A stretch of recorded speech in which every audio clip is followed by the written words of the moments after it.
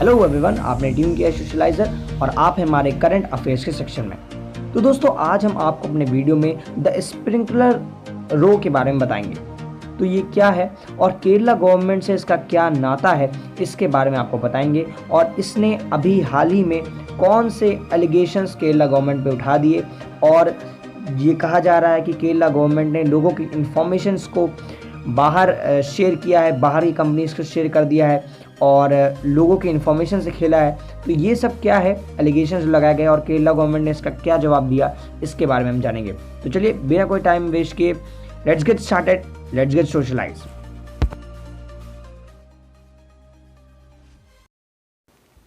तो सबसे पहले ये केस जानने से पहले ये जानते हैं कि स्प्रिंकलर है क्या।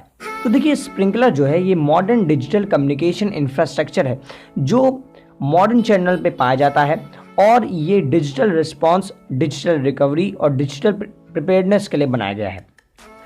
इसके अलावा ये वर्ल्ड्स की लार्जेस्ट सोशल प्लेटफॉर्म जितने भी हैं, इसके अलावा जो मैसेजिंग ऐप्स हैं और जितने भी बड़े बड़े जो साइट्स हैं, वहाँ पर ये अपना प्लेटफॉर्म प्रोवाइड करते हैं, जिससे जो भी मिस इन्फॉर्मेशन हो और जो लोगों से रिलेटेड बड़े बड़े इन्फॉर्मेशन और डेटा हो, उनको कलेक्ट किया जा सके और उससे सही से मैनेजिंग हो सके। देखिए, ये एक डेटा सर्वर प्रोवाइड करते हैं बड़ी बड़ी अपने कस्टमर्स को, और उस पर अपने जो कस्टमर होते हैं उनके, वो उस डेटा सर्वर्स को इस्तेमाल कर सकते हैं, अपने इन्फॉर्मेशन को वहाँ पर स्टोर कर सकते हैं। और इसके अलावा मिस इन्फॉर्मेशन और डेटा एनालिसिस में भी स्प्रिंकलर हेल्प करता है। इनका ये कहना है, स्प्रिंकलर का ये मानना है कि ये लोगों को सर्व करते हैं और सबसे इम्पोर्टेंट बात, वो उनकी लाइफ को बचाते हैं। तो ये स्प्रिंकलर का मानना है। देखिए, जो सॉफ्टवेयर कंपनी है ये आर्टिफिशियल इंटेलिजेंस को यूटिलाइज करती है डिफरेंट एप्लीकेशंस को सोशल मीडिया मार्केटिंग के लिए, सोशल एडवर्टाइजिंग के लिए, कंटेंट मैनेजमेंट के लिए, कोलैबोरेशन के लिए, एम्प्लॉय एडवोकेसी के लिए, कस्टमर केयर के लिए, सोशल मीडिया रिसर्च के लिए और सोशल मीडिया मॉनिटरिंग के लिए ये कंबाइन करती है। मतलब कि ये डिफरेंट एप्लीकेशन के डेटा को एक दूसरे से कंबाइन करती है वेरियस पर्पसेस के लिए। और इससे फ़ायदा किसको होता है? इससे फ़ायदा होता है उनके कस्टमर्स को, उनसे जो लोग काम करवाने आते हैं उनको फ़ायदा होता है, क्योंकि वो वेरियस एप्लीकेशन पे ना जाकर एक सेंट्रलाइज डेटा का इस्तेमाल कर सकते हैं इंफॉर्मेशन गैदरिंग और इंफॉर्मेशन एनालिसिस के लिए। तो अब यहाँ पर क्वेश्चन ये अराइज होता है कि केरला की गवर्नमेंट को स्प्रिंकलर जो कंपनी है उसका इस्तेमाल या उसका ज़रूरत क्यों पड़ी। तो देखिए, मार्च 16, 2020 तक जब ये हुआ कि पूरे वर्ल्ड वाइड में, पूरे दुनिया में करीब 6,600 डेथ हो चुकी थी कोरोना वायरस के लिए, तो केरला की गवर्नमेंट को भी ये पता चल गया था कि उनकी जो स्टेट है वहाँ पर सडन स्पाइक होने वाला है। ऐसा क्यों? क्योंकि देखिए, केरला के बहुत सारे जो रेजिडेंट हैं वो जितनी भी गल्फ़ कंट्रीज़ हैं और बाहर भी बहुत ज़्यादा अमाउंट में काम करते हैं, और इसीलिए जब वो वापस आते या वापस आने वाले थे तो केरला में कोरोना वायरस की जो स्प्रेड था वो बढ़ने के बहुत ज़्यादा चांसेस थे। और इसके अलावा जो उसके बाद कुछ रीसेंट स्टडीज़ की गई केरला के नंबर्स पे, तो वो बहुत ही ज़्यादा डाउंटिंग नंबर्स दिखा रहे थे। तो क्या हुआ कि अब गवर्नमेंट को ये चाहिए था कि वो पैसेंजर से जो आ रहे थे उनसे ये इन्फॉर्मेशन गैदर कर सके कि उनकी ट्रैवल हिस्ट्री क्या है।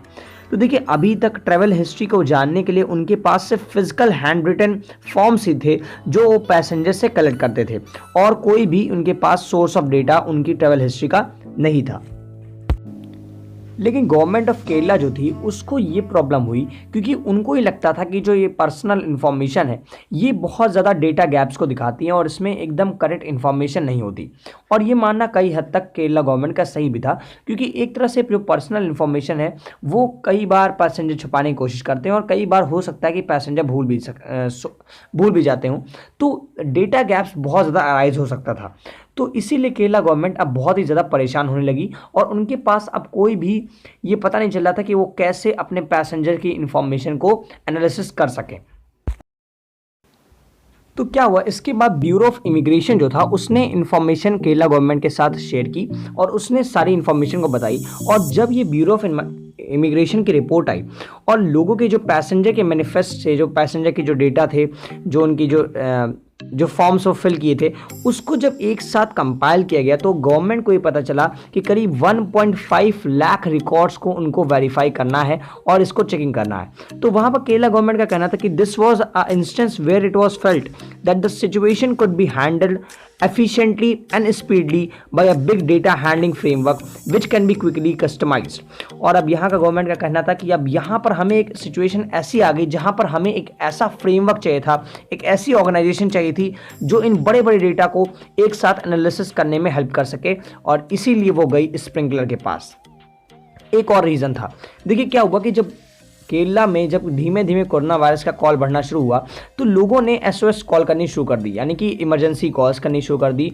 व्हाट्सएप पे, ट्विटर पे, एसएमएस पे, ईमेल्स पे, बहुत सारे चैनल्स पे केरला गवर्नमेंट को रिपोर्ट आ रही थी और लोग हेल्प मांग रहे थे। और यही नहीं, लैंडलाइन फ़ोन्स पर भी ये कॉल्स आ रही थी और केरला गवर्नमेंट से हेल्प मांगी जा रही थी। तो देखिए वहाँ पर केरला गवर्नमेंट का कहना था कि वहाँ पर जो कम्युनिकेशन था वहाँ पर कई बार फेक न्यूज़ भी आ सकती थी और कई बार जो कॉल्स आती थी उनको वो डुप्लीकेट्स हो जाती थी। मतलब कि जो मान लीजिए कोई एसएमएस आ रहा है तो वो बार बार आ जा रहा है, कई बार आ जा रहा है, तो इससे केरला गवर्नमेंट की जो परेशानी थी वो और भी ज़्यादा बहुत ज़्यादा बढ़ती जा रही थी और बहुत ज़्यादा कॉम्प्लेक्स होती जा रही थी। तो इसीलिए अब केरला गवर्नमेंट को बहुत ज़्यादा ज़रूरत थी कि उनको एक तगड़ा बड़ा फ्रेमवर्क मिल सके जो इन सबको एनालिसिस कर सके, रॉन्ग चीज़ों को हटा सके और सही चीज़ों को सही तरह से गवर्नमेंट की हेल्प कर सके उनको एक्ट करने के लिए, उस पर एक्ट करने के लिए, सो दैट केरला गवर्नमेंट सही तरह से मदद पहुंचा सके लोगों तक। तो जैसा कि मैंने कहा कि अब केरला गवर्नमेंट को सबसे सही कंटेंडर लगा स्प्रिंकलर। तो केरला गवर्नमेंट के हिसाब से स्प्रिंकलर जो था उसको इसलिए सेलेक्ट किया गया था जिससे उसको केरला गवर्नमेंट को सपोर्ट मिल सके अंडर 2 सिनेरियोज। पहला, large inflow of people from other parts of India and abroad once the lockdown is relaxed. मतलब कि जब लॉकडाउन रिलैक्स होता है तो लार्ज इनफ्लो ऑफ पीपल जो है उसको मेंटेन किया जाए, उसको रेगुलेट किया जा सके with the help of sprinkler. और उसके बाद दूसरा ये है कि अगर मान लीजिए एक सडन स्प्रेड होता है वायरस स्प्रेड में तो उसको भी एनालिसिस किया जा सके with the help of all the database management system of sprinkler.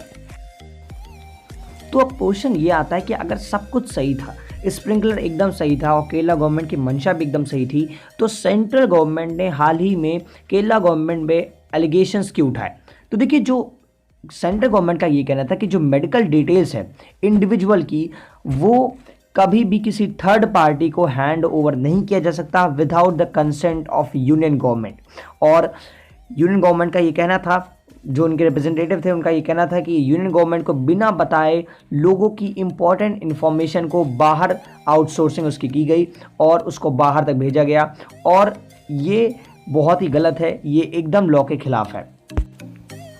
तो आपने देखा कि किस तरह एलिगेशन सेंट्रल गवर्नमेंट ने लगाया केरला गवर्नमेंट के ऊपर, और अब केरला गवर्नमेंट ने किस तरह इसका जवाब दिया ये भी जान लीजिए। और फिर एक्सप्लेनेशन से, जो केरला गवर्नमेंट द्वारा जो एक्सप्लेनेशन दिया गया उससे हमें पता क्या चलता है ये भी हम जानते हैं। तो देखिए केरला गवर्नमेंट ने ये बोला कि जो स्प्रिंकलर से और जो गवर्नमेंट की जो डील हुई थी उसमें सफिशिएंट डेटा प्रोटेक्शन क्लॉजेज रखे गए थे, और इसमें यह भी बोला गया था कि गवर्नमेंट को कंप्लीट कंट्रोल दिया जाएगा और राइट दिया जाएगा ओवर द डेटा। और इसके अलावा जो एफिडेविट साइन हुआ था उसमें यह बोला गया था no data will also be available to sprinklr after the termination of the agreement, कि एग्रीमेंट एक बार टर्मिनेट हो जाता है तो वो स्प्रिंकलर को कोई भी डेटा दिया नहीं जाएगा। इसके अलावा केरला गवर्नमेंट का ये कहना था कि पहले जो पूरा डेटा था वो citizencenter.sprinkler.com के हक में था, लेकिन अब ये जो पूरा डेटा है उसको citizencenter.kerala.in के डोमेन पे रख दिया गया है। और इसके अलावा जो ये पूरा डेटा है इसको अमेज़ॉन के क्लाउड जो है जो मुंबई में स्थित है वहाँ पर रख दिया गया है, और ये भी इंक्रिप्टेड फॉर्म में है, मतलब कोई भी इसको चुरा नहीं सकता है और इसमें ब्रीचेस नहीं ला सकता है। और इसके अलावा ये भी बोला गया कि जो स्प्रिंकलर था उसने अपना होस्ट प्रोवाइड करने को कहा था डेटा के लिए, लेकिन गवर्नमेंट ने खुद से कहा कि नहीं, वो उनका होस्ट नहीं लेंगे, वो गवर्नमेंट खुद अपना होस्ट देगी, जिससे जो सिटीजन्स का जो आइडेंटिटी है वो एकदम सिक्योर रह सके। तो ये केरला गवर्नमेंट द्वारा एक्सप्लेनेशन दिया गया स्प्रिंकलर से रिलेटेड जितनी भी प्रॉब्लम थी, और ये पूरा जो केस था यहाँ पर बताया गया केरला गवर्नमेंट के द्वारा, और यही पूरा केस था जो अभी करंट में राइज हुआ है। इसके आगे जो सडन डेवलपमेंट्स होंगे वो भी मैं होगा। सो आई होप आपको ये अच्छा लगा हो, आपको कुछ जानने को मिला हो इस वीडियो से। So thank you for watching and जब तक हमारे वीडियोज़ आ रहे हैं तब तक रहिए socialise with socialiser. Thank you very much.